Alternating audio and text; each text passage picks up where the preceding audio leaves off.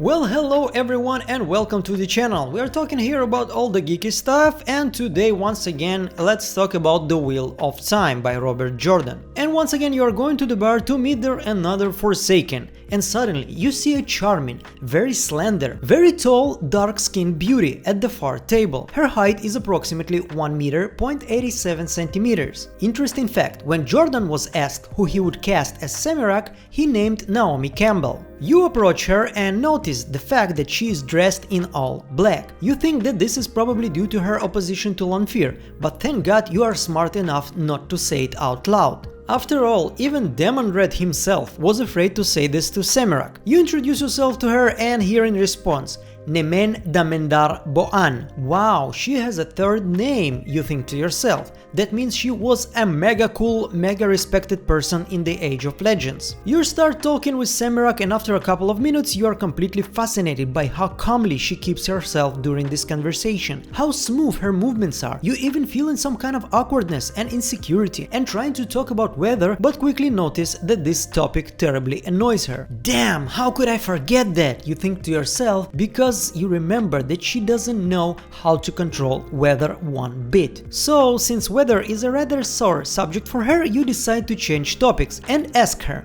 what does she like the most? Semirhage looks at you from head to toe, she grins a little and says, bodies. You look at yourself in the mirror, puff up your biceps a little bit and think to yourself that your body should be okay for her, which means that your further meeting with Semirhage will go smoothly. You are absolutely unaware that her love for bodies is very different from what other people mean by this. But as we remember from the video about Mesaana, you still have that considerable talent of smooth talking with the Forsaken. That is why Semirhage, without noticing it, suddenly tells you all about herself before she was released from the prison of the Dark One. Now, if Grendel was an undeniable healer of the mind, a healer of the soul, then Semirhage was the best healer of the body. She was approached in the most difficult cases when there is no hope at all. She could bring some people back almost from the other world. This is most likely why she received that third name, for her achievements in healing. But besides the fact that Semirhage was a super doctor, she also was a sadist. Now don't smirk here, you're not gonna have yourself a night of bondage with a beautiful dominatrix.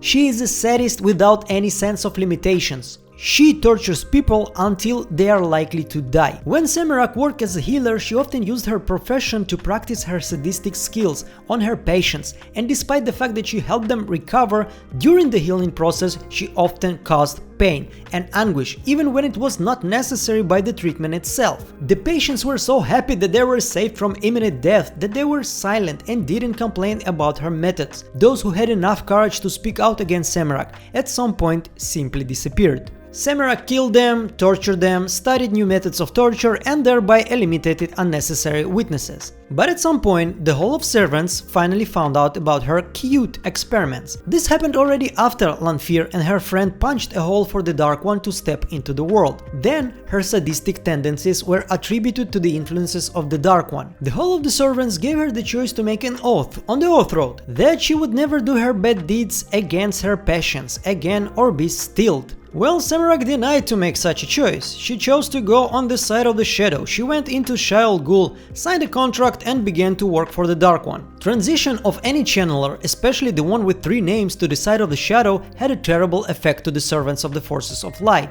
because when such a person goes over to the side of the Dark One, it will most likely lead to a situation with many other, weaker people to follow her example. In addition, Semirhage blamed the Hall of Servants for putting her in front of such a choice after everything she had done for this world. She felt herself untouchable due to her utter importance in the medical field. When her world picture was destroyed, she set herself the goal to revenge, kidnap and force everyone to go over to the side of the Dark One via torture and publicly declare it. Semirhage, being such an ideal doctor and surgeon, used her knowledge of human anatomy in order to inflict such pain, such torment on people that even when they ran away from her or received some kind of freedom, they still were afraid, more than anything in the world, to fall into her hands again. They feared it even more than they feared death. During the War of Power, it turned out that Semirhage was kinda bad as a general or any kind of leader. She was just too obsessed with killing and torturing people of the cities that were under her rule. All that she was interested in was new ways of torturing people. Her research work turned out to be useful for the Dark One and for his purpose. It was she who discovered that 13 Murderals and 13 Black Sisters can bring any person from light to shadow. But her methods of ruling settlements wasn't productive or useful, which is an important matter, especially when you're waging war with a strong enough enemy. After all, on the enemy's side, there was Luce Telamon, who led the forces of light. And so you keep listening to Semirhage, and little by little you start looking for an opportunity to retreat. This meeting took some unexpected turn, and Semirhage continues to brag. She tells you about how she tortured 1,000 people in different ways to hear if their screams will differ from each other. Then she tells you how much she hates everyone who calls herself Aes Sedai, and how much she wants to torture them all and make them pray for mercy. Semirhage continues to brag and tells you how she once was captured during the War of Power and brought such horror to the jailers that they almost helped her to arrange an escape. She tells you as a joke that those people who fell into her hands had to be guarded 24 hours a day, because if they were given the opportunity, they would definitely hang themselves or find some other way to kill themselves, just so as not to fall into her hands. Then she bursts into such a cheerful laugh that you jump up and run away from this bar without looking back. But if you had stayed, you would have learned about the path of the villain, Semirhage. I want to remind you that the Way of Villain is a section on my channel where I take each book and talk about a certain hero or villain, about what he or she did in this book. I will put warnings before each book. Then this video will help you to do it without catching some spoilers in Wikipedia. Or you can watch it if you just want to remind yourself about some certain villain or some certain hero. Now let's move to the Way of the Villain, Semirhage. So for the first time we get some detailed mention of Semirhage in the 5th book of the Fires of Heaven. There is no her POV, she doesn't tell us anything, we don't see her point of view on current events, but the book starts to build this terrible image of Semirhage. Then Asmodean tells us that she is able to make even a stone to beg for mercy and death. We see that when Birgitte, who is a very brave person, describes Forsaken, her voice begins to tremble, even a little bit, when she talks about Semirhage. In addition, we also learn that Semirhage is one of the strongest Forsaken. After all, when Raldal Tor manages to somehow block a gateway, Asmodean says that he has never met a Forsaken capable of such. Maybe only Demandred, well of course Luce Telamon, and maybe Semirhage. Since she falls into such a trinity, this clearly indicates that Semirhage is a very powerful channeler and very skilled one. In the 6th book, Jrdan continues to scare us with what a terrible person Semirhage is. Here we see her for the first time. We have a gathering here in which there is a Semirhage, Mesaana, Grendel and Demandred, but here again we don't get the story from the eyes of Semirhage herself. We just see how calm she is while sitting there and talking to other Forsaken. Even Mesaana says to herself that she does not understand why even she feels out of place in the presence of Semirhage, i.e. Semirhage causes horror even among other Forsaken. Meanwhile in Solidar, Moghedien tells Nynaeve about what a good little girl Semirhage is, because she once managed to make a person squeal in pain for 5 years non-stop. Well, here you gotta say, if Jesus Christ was real in the world of Robert Jrdan, you would probably say right now, jeez. This is another mention of how smart she is and well-rounded in this sadomaso thing. I don't know what's wrong about me, but I would definitely love to see a movie 50 Shades of Semirhage. We also learned that Semirhage, Demandred and Mesaana are in some kind of secret union, though it is an alliance of Forsaken, so it means everybody who's ready to grab the throat of another will probably do it. This alliance has existed since the time of the War of Power, and at some point we finally received the story from the eyes of Semirhage and learned about her thoughts. In this scene we have Semirhage torturing some kind of unlucky Aes Sedai and her guard, and we get to know her thoughts about who is plotting against her, her suspicions and maybe other things. We also learned that in the 4th book, if you remember, when Trollocs and Murderals attacked the city of Tyr, there were some other Murderals and some other Trollocs, not like the others. These were her Trollocs and Murderals. She sent them by the orders of the Dark One. Then we jump far ahead on the story. We'll end in the 11th book, The Knife of Dreams. Here we have a meeting with Moradin. He already operates as Niblis and shows all the Forsaken images of Rand, Met and Perrin. Semirhage talks to herself and thinks, ah, so that's how they look like. If you would have shown us them sooner, they might have been dead a long time ago. This makes us kinda wonder where exactly Semirhage met our 3 heroes. Or if it was just such a reservation, or maybe is it really a hint that Semirhage somewhere during the story already met someone of our heroes. Actually here everything is clear, because Semirhage was hiding under the guise of Sophia, I hope I pronounced it correctly, named Anat Dorje, appointed as Tuon's supposed truth speaker and retainer. we learn that Semirhage went to Seanchan mainland. There she killed the Empress and her entire family, plunged the entire mainland into chaos.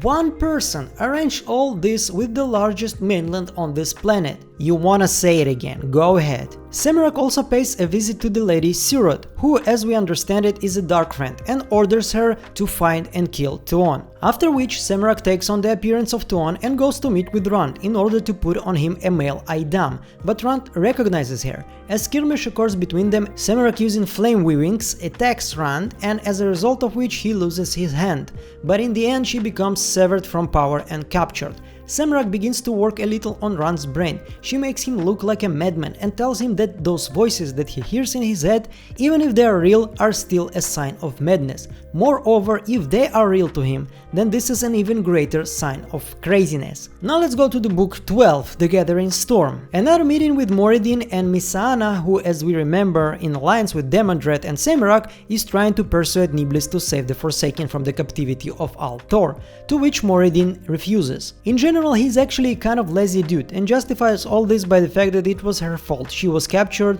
and now it is her own problem to find a way to escape. I'm just kidding, of course. In fact, most likely Moridin already knew the plans of the Dark One, therefore he said that no one would save Semirhage. She got caught, that's her problem, let her try to free herself first and learn some lessons in the process. Meanwhile, in his camp, Rand forbids torture in Semirhage, trying to at least somehow cling to the remaining humanity inside him. In the end, he transfers the task to interrogate Semirhage into the hands of the Aes Sedai. Tell him that if they will fail, then Semirhage will be handed over to the Wise Ones of Aiel people. No torture, torment or bullying of Semirhage's help. Aes Sedai clearly can cope with this kind of task, it's so beyond them to not to torture anyone. Semirhage just laughs at them and continues to shoot all sort of curses in their direction. But then Katsuane Sedai decides to change interrogation tactics. After some pondering on the task, Katsuane ultimately understood that Semirhage was too proficient in the arts of torture to succumb to it herself. Indeed, Semirhage seemed almost to anticipate with relish the challenge of torture. However, Katsuane realized Semirhage's overblown ego was susceptible to humiliation. Consequently, Katsuane systematically began to humble her and whittle away her larger-than-life reputation, beginning with a good old-fashioned spanking. The will of Semirhage breaks and we jumped a little bit forward in the story. Here, she is already in the dungeon. She worries about the fact that her will was broken. She dreams of how she will be freed and will torture everyone, take revenge on everyone, and then suddenly Shaidan Haran appears and kills the guardian Aes Sedai. He frees Semirhage, and as help he gives her Elsa Penfell, who turns out to be a Black Aja, and tells her that they're better not to screw it up the second time. She was given the domination band by Elsa Penfell and together they used it to successfully capture Rand. She caused great pain to Rand through the band before trying to make him choke the life out of Min. In a panicked rage, Rand drew upon the true power, broke the domination band and then killed Semirhage and Elsa with balefire. In her last moment, Semirhage thinks, "Why did you betray me, Great Lord?" It was obvious to her that Rand managed to escape the domination band only because the Dark One gave him access to his dark power. Now, if you remember in the book, we already see that some kind of connection between Rand and Moridin establishes. Moridin complains that his hand hurts in the beginning of the book. I wonder why. Maybe someone there had his hand cut off to the wrist. Most likely I think if Rand had not killed Semirhage himself, then I think Moridin would not have been happy to see her after she made him feel all that she did with Rand. Well everyone, I really hope you enjoyed this video about Semirhage. If yes, and if you want more Wheel of Time content, please consider to subscribe, like and share this video. I see you in the next one.